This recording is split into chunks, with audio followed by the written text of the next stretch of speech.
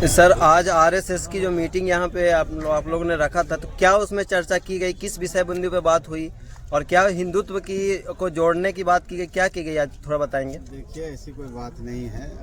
एक परिवार हैं, हम सब लोग मिल करके बैठे हैं। जहाँ तक राष्ट्र को मजबूत करने की बात हो, देश को समृद्ध करने की बात हो, वो बात हुई है। किसी एक हिंदुत्व की बात सिर्फ नहीं होती है, समाज की बात होती है। और समाज की जब बात होती है तो समाज के सब वर्ग के लोग रहते हैं। और एक संगठन ही नहीं, भारतीय जनता पार्टी के भी प्रबुद्ध कार्यकर्ता थे और भी समाज सेवी थे। उन सब मिल करके हम लोग चर्चा किए। इमामगंज की चर्चा हुआ, इमामगंज में जो विकास के कार्य हुए उस पर चर्चा हुआ। कुछ गिले शिकवे भी होते हैं प्रत्याशी के प्रति, या चाहे और भी कुछ किन्हीं का अपनी बात रखनी होती है, उन बातों पर चर्चा हुई है। और हम समझते हैं कि एक बहुत ही सकारात्मक तरीके से और सार्थक चर्चा हुई है।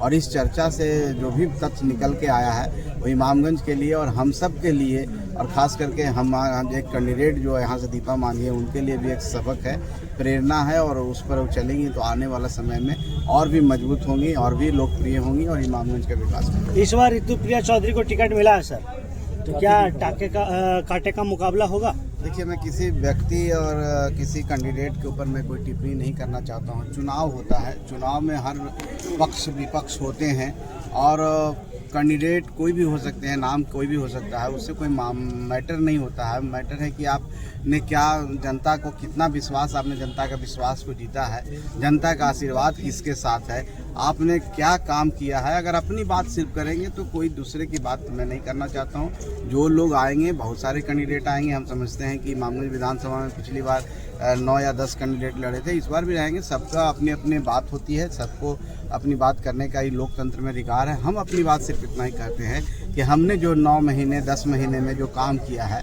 और जो शक्ति यहाँ के लोगों ने दिया है, उस काम में अगर कोई कमी है तो लोग मुझे बोले, नहीं तो एक मौका मुझे मिलना चाहिए ताकि 5 साल में जो अधूरे काम रह गए उसको पूरा कर सकें। 10 साल लगातार जीतन राम मांझी यहाँ विधायक रहे, उसके बाद बचे हुए 9 महीना आपकी पत्नी दीपा मांझी जी यहाँ से विधायक रहे, लेकिन हर बार जब प्रेस कॉन्फ्रेंस होता है तो 9 महीना का ही काम गिनाया जाता है। तो पिछले जो काम जीतन राम मांझी जी कुछ नहीं काम किए।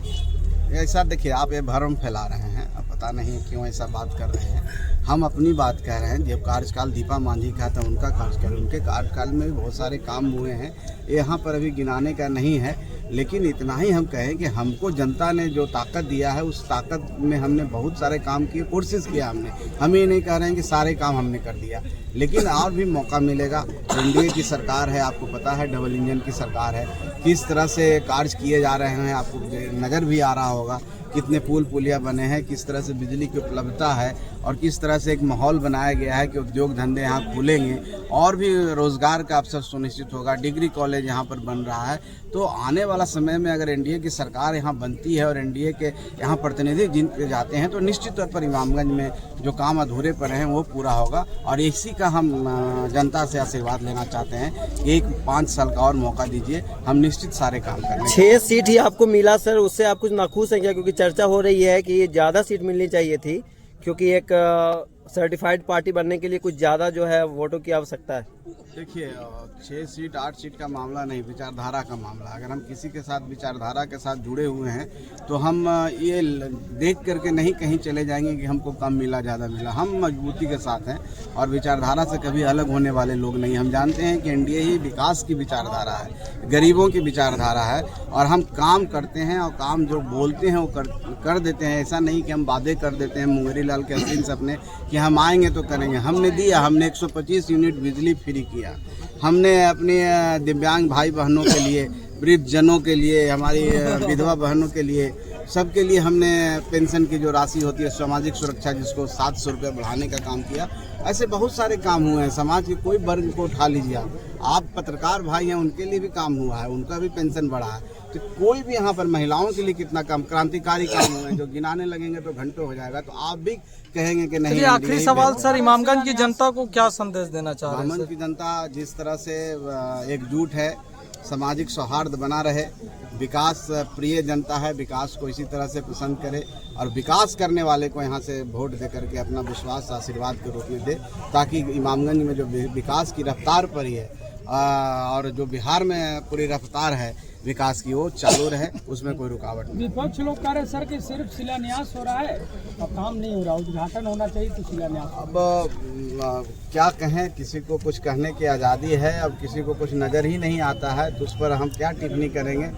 हर व्यक्ति को नज़रिया होता अलग अलग, कोई काला चश्मा पहनता है, रात में भी कहा जाता है, तो भाई कोई उस चश्मा ही उल्टा पहना हुआ तो उसको हम क्या कर सकते हैं। हालांकि सर ये जो शिलान्यास हुआ है इसका सर कार्य कब से होगा? आप तो प्रबुद्ध कार्य करता है, अगर कोई चीज़ शिलान्यास हुआ, नीतीश कुमार की सरकार है, आपको लगता है कि कार्य नहीं होगा? आप लोग इस तरह के बात करके ही भ्रम फैलाते हैं समाज में। कृपया समाज के सजग प्रहरी हैं, पत्रकार हैं, चौथा स्तंभ, इस तरह का भ्रम नहीं फैलाइए। जब मुख्यमंत्री जी के द्वारा शिलान्यास हो गया था, कहा कि एनडीए के सरकार में है कि काम नहीं शुरू होगा, काम भी शुरू होगा और इतने सारे काम हुए हैं, उसको गिनाना चाहिए, उसको समझना चाहिए, ताकि गरीब जनता जो हमारे गांव में रहती है इस तरह की बात पूछेंगे, वो सुनेंगे तो लगेगा कि हाँ प्रतिनिधि तो झूठ बोल रहा है।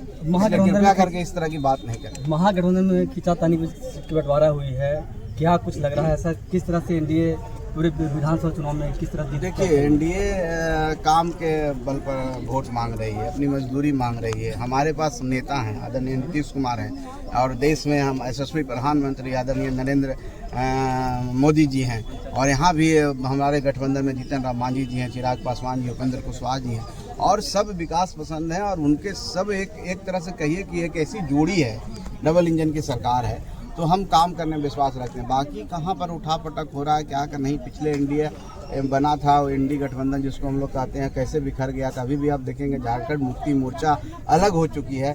आप देख रहे हैं कि कितने ऐसे सीट है, बगल के ही सीट पर हमारे जो प्रदेश अध्यक्ष हैं उनका ट्वीट आपने देखा होगा, दलित दबेगा नहीं, झुकेगा नहीं। तो आप समझ लीजिए ना इसका मतलब क्या है। हमको बोलने की क्या जरूरत है, जनता सब जानती है। इंडिया कितने सीट पर जीतेगी तय करिए? देखिए, हम 2010 के प्रदर्शन से अच्छा प्रदर्शन करेंगे, और हम समझते हैं कि पिछली बार 206 जीते थे, उससे कहीं ज़्यादा। इस बार जीतने के बाद